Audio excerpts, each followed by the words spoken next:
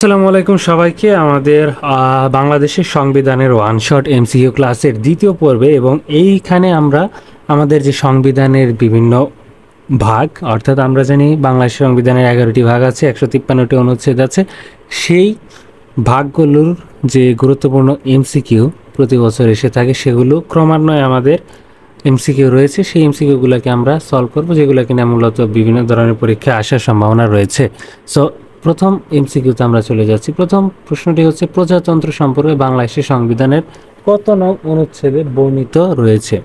তো এখানে প্রথম অপশন আছে 2, পরেরটায় রয়েছে 3, গতে আছে 1 এবং ঘতে আছে 4। সবসময় মনে রাখবেন আমাদের সংবিধানের যে প্রথম অনুচ্ছেদটা, সেই অনুচ্ছেদটার হচ্ছে প্রজাতন্ত্রের ভাগ, অর্থাৎ প্রথম অনুচ্ছেদই প্রজাতন্ত্র দিয়ে শুরু হয়েছে। সব প্রথম উত্তর এখানে আমাদের 1। এরপর 2 নম্বর এমসিকিউতে আসি, সেটা হচ্ছে প্রজাতন্ত্রের রাষ্ট্রীয় সীমানা, the territory of the Republic যেটাকে বলা হয়, এটা সংবিধানের কত নং অনুচ্ছেদে আছে? এটা সঠিক উত্তর হবে হচ্ছে সংবিধানের 2 নং অনুচ্ছেদে আছে। এরপর 3 নম্বরে রয়েছে, রাষ্ট্র ধর্ম সম্পর্কে সংবিধানের কত নং অনুচ্ছেদে বলা আছে? আপনাদের একটা জিনিস শুধু মাথায় রাখতে হবে, 1 থেকে 7 খ পর্যন্ত যে সংবিধানগুলো আছে সেগুলো হচ্ছে আমাদের কি, সেগুলো হচ্ছে আমাদের প্রজাতন্ত্রের বিভাগের অনুচ্ছেদ। তো এখানে 2 নং অনুচ্ছেদে রয়েছিল প্রজাতন্ত্রের রাষ্ট্রীয় সমাধান বা প্রজাতন্ত্রের রাষ্ট্রীয় সীমানা যেটা, আর 2 ক আছে, অর্থাৎ কিছু কিছু সংবিধানের অনুচ্ছেদে দেখবেন আপনারা 2 ক, 2 খ, 2 গ এরকম 3-4টা স্টেপ থাকে বা উপ অনুচ্ছেদ থাকে। তো এখানে 2 ক হচ্ছে রাষ্ট্র ধর্ম। সো এখানে সঠিক উত্তর হচ্ছে 2 ক। এটা পরীক্ষায় অনেকবার এসে ছিল আমাদের। তো এরপর আসি রাষ্ট্রভাষা সম্পর্কে। রাষ্ট্রভাষা সম্পর্কে সংবিধানের কত নং অনুচ্ছেদে আছে? তো এইটার সঠিক যে উত্তর সেটা হবে হচ্ছে আমাদের 3 নাম্বারটা, অর্থাৎ 3 নং অনুচ্ছেদে রাষ্ট্রভাষা সম্পর্কে বলা আছে। তো এটা আপনারা একটু দেখে নেবেন। এরপর নেক্সট প্রশ্নে আছে, জাতীয় সঙ্গীত পতাকা সম্পর্কে কত নং অনুচ্ছেদে বলা আছে? এটার উত্তর হবে হচ্ছে 4 ক। তো এটা মোটামুটি গেল। এরপর আছে, জাতীয় পিতার প্রতিকৃতি সংরক্ষণ ও প্রদর্শন সম্পর্কে সংবিধানের কোন অনুচ্ছেদে বলা আছে? একটা জিনিস মনে রাখবেন, আগামী যে সংবিধানের সংশোধনী আসবে, অর্থাৎ এখন পর্যন্ত তো আমরা যা সবাই জানি যে সংবিধান সংশোধন করা হয়েছে 17 বার। সো অষ্টাদশ যে সংশোধনীটা আসবে সেই সংশোধনীতে হয়তোবা এই 4 ক নং অনুচ্ছেদটা বাতিল যাওয়ার সম্ভাবনা আছে। সো এটা আমরা আপাতত স্কিপ করলাম। আমাদের এরপর আছে হচ্ছে নাগরিকত্ব সম্পর্কিত যে বিষয়টি, সেটি সংবিধানের কত নং অনুচ্ছেদে আছে? তো নাগরিকত্বের কথাটি আছে হচ্ছে সংবিধানের 6 নং অনুচ্ছেদে। তো ওইখানে সঠিক উত্তর হচ্ছে অপশন নং গ। সংবিধানের প্রাধান্য সম্পর্কে কততে আছে? সংবিধানের প্রাধান্য এটা খুবই ইম্পর্টেন্ট, এটা হচ্ছে 7 নংয়ে।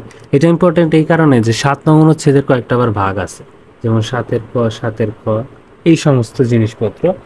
তো সেই ক্ষেত্রে আপনাদের মধ্যে অনেকের কনফিউশন তৈরি হতে পারে যে এটা সঠিক উত্তরটা আসলে কি হবে। সো এটার সঠিক উত্তরটা হচ্ছে 7 নম্বর হচ্ছে আমাদের নাগরিকত্ব সম্পর্কে সংবিধানের এত নং অনুচ্ছেদে বলা আছে। সো এটা আশা করি আপনাদের ভুল হবার কথা না। ওকে, এরপর আমরা যে এমসিকিউটা নিয়ে আসছি সেটা হচ্ছে একদম ডিরেক্ট 9 নম্বর এমসিকিউ। সো 9 নম্বর এমসিকিউটা আমাদেরকে একটু গুরুত্ব সহকারে দেখতে হবে। তার কারণ হচ্ছে এটা হচ্ছে একটা উপঘাতের একটা এমসিকিউ, মানে উপ অনুচ্ছেদ আমরা বলতে পারি এটাকে। উপ অনুচ্ছেদ বলতে বোঝায় যে যখন কোনো একটা সংবিধানের একটা মেইন অনুচ্ছেদের মধ্যে আরও কতগুলো ভাগ থাকে। তো এখানে বলা হয়েছে সংবিধানে বাতিল, স্থগিতকরণ ইত্যাদি অপরাধ, অর্থাৎ 3টা বিষয়ের কথা বলা আছে। এই 3টা বিষয় সম্পর্কে কোন অনুচ্ছেদে লেখা আছে? তো এইটার সঠিক উত্তর হবে হচ্ছে 7 ক, অর্থাৎ 7 কতে সংবিধান বাতিল বা অফেন্স অফ অ্যাব্রোগেশন, ইংলিশে বলা হয় অফেন্স অফ অ্যাব্রোগেশন। তো আমরা এটা চুপচাপ লিখে ফেলি অ্যাব্রোগেশন। অনেক সময় কিন্তু ইংরেজিতেও এই কথাগুলো আসে, সো আপনারা একটু খেয়াল করবেন এইগুলা। এরপর আমাদের যে এমসিকিউ সেটা হচ্ছে 10 নম্বরে। 10 নম্বরে বলা হয়েছে যে মৌলিক বিধানাবলী সংশোধনের যোগ্য, অর্থাৎ সংবিধানের যে বেসিক প্রভিশনগুলো এগুলো সংশোধনের অযোগ্য, অর্থাৎ এগুলো কোনো অবস্থাতেই আমরা কি করতে পারবো না, সংশোধন করতে পারবো না।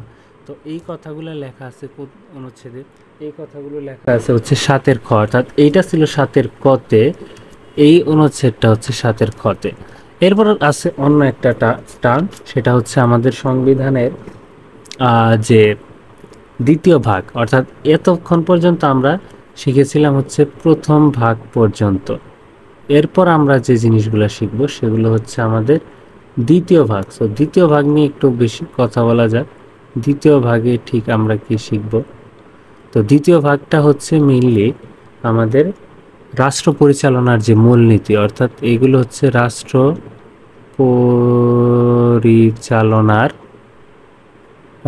পরিচালনার মূলনীতি, এগুলো নিয়ে আমাদের এখানে কথা বলা আছে দ্বিতীয় ভাগে। এবং এই দ্বিতীয় ভাগের অনুচ্ছেদ হচ্ছে 8 নং থেকে শুরু হয়েছে, 8 নং থেকে একদম 25 নং পর্যন্ত এগুলো আছে। তো প্রথম প্রশ্নে আমরা চলে যাচ্ছি। প্রথম প্রশ্ন হচ্ছে মালিকানার নীতি বা প্রিন্সিপালস অফ অনারশিপ সম্পর্কে সংবিধানের কোন অনুচ্ছেদে উল্লেখ করা আছে? তো এইখানে অপশন কত আছে? 12, অপশন ক 14, অপশন গ আছে 13, অপশন ঘ আছে 15। তো এর মধ্যে মালিকানার নীতি আমরা যদি 14 নাম্বারটা খেয়াল করি, 14 নাম্বার হচ্ছে কৃষক শ্রমিকের মুক্তির নীতি। সো 14 হবে না, 13 নম্বরটাই 12 নম্বরটা যদি খেয়াল করি তাহলে সেটা আছে ধর্মনিরপেক্ষতা। সো এটাও হবে না, তাহলে সঠিক উত্তর হবে হচ্ছে 13 নাম্বার। 15 হবে না, কারণ 15তে আছে হচ্ছে মৌলিক প্রয়োজন। তো আপনারা একটু এটা দেখে নেবেন যে মৌলিক প্রয়োজনের ব্যবস্থা, এটা করা হয় কিসে? মৌলিক প্রয়োজনের ব্যবস্থার সম্পর্কে অনুচ্ছেদ 15তে উল্লেখ করা আছে। এরপর আছে কৃষক ও শ্রমিকের মুক্তি সম্পর্কে কোন অনুচ্ছেদে বলা হয়েছে? সো কৃষক ও শ্রমিকের মুক্তি, এটা ভেরি ভেরি ইম্পর্ট্যান্ট একটা এমসিকিউ। এটা সম্পর্কে বলা হয়েছে 14 নম্বরে। তো 13, 14, 15 এগুলা খুব খুব ইম্পর্ট্যান্ট। তো আমরা 14টা কৃষক আসলে 14 ঘন্টা কাজ করে। সো এই ফর্মুলা দিয়ে আপনারা এটা মনে রাখতে পারেন। মৌলিক প্রয়োজনীয় ব্যবস্থা এটা আমরা শিখাইছি 15 নম্বর। গ্রামীণ উন্নয়ন এটা খুব একটা আসে না, সো এটা আমরা আপাতত না পড়বো। আপনারা চাইলে পড়তে পারেন। গ্রামীণ উন্নয়ন হচ্ছে 16, বাট এটা খুব একটা ইম্পর্টেন্ট না, লেস ইম্পর্টেন্ট।